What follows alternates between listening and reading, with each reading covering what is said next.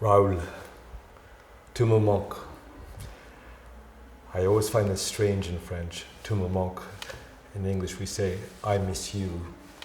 And in French it has a very different meaning. But there's a sense of a space where there is loss, a space where something is missing.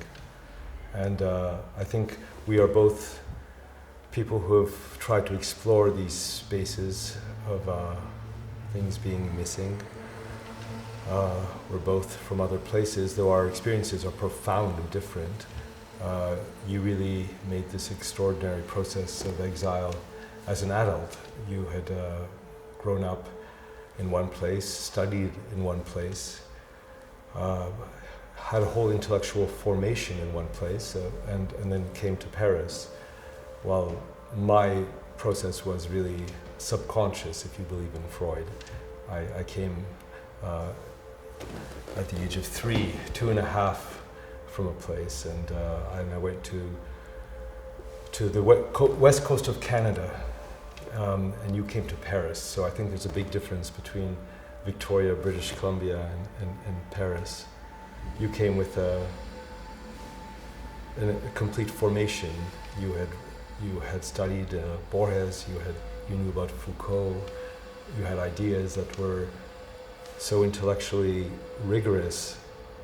I came with really just an intuitive sense that I was in a different place, that I had to learn a new language, that there were all sorts of codes that I had to come to understand. And you also came to a place where you had to also reinterpret and place yourself amongst a whole series of codes, but you had a formation which I always found so impressive. Impressive because it was so steeped in a degree of rigor and an intellectual construction, and yet it at the same time was so generous and so sincere and always so warm, so inviting and playful. I loved how playful you could be about this strange place. The way you created these heterotopias. I think the thing that most impressed me was when I saw Three Crowns of a Sailor, the film that you made in '83. I saw it at the Toronto Film Festival, and it was right before I made my first feature. I made my first feature a year later, in '84. But what you proposed in this film was so exciting to me with the ghost ship.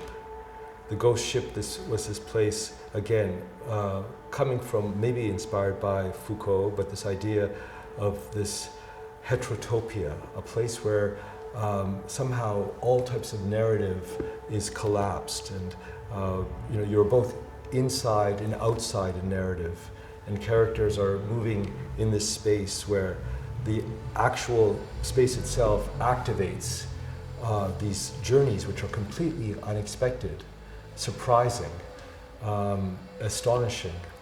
And of course, you had this incredible visual language. I think you called it image situation, right? Where there are these different ways of interpreting image. And I remember coming to your apartment in Paris, and we had a long discussion about this. And you had just published your book on the poetics of cinema, and I remember the mirror on the book itself, and this idea of there being the four rhetorics, right? If I remember, there was like this idea of the literal rhetoric, and the ethical, and the allegorical, and the spiritual, and again, you were able to leap into these very, very detailed discourses on medieval rhetoric, and talking about, these references which I nodded at. I pretended I understood, but maybe I didn't. But what was moving to me, as I said, was this space that you created, this ship, and in this ship, these characters that could move in and out and move into different narratives. This really inspired me a lot. I think many years later, when I made the film Exotica, when I created the nightclub, and the nightclub again is this this place where not only is it a heterotopia, but it's also this idea of the prison that has many different points of view, where people are being watched from the panopticon, right? This idea is sort of, again, inspired by the door that you opened with your cinema. So this is what conversations. I miss the ability to learn from someone who was so steeped in so many ideas and so many theories, and yet was at all times completely accessible, who at all times was very warm. Very rare, Raoul. You're a very rare soul. And again, this is just a reflection of the brief time that we had and the effect that you had on me. So, merci mille fois pour ça.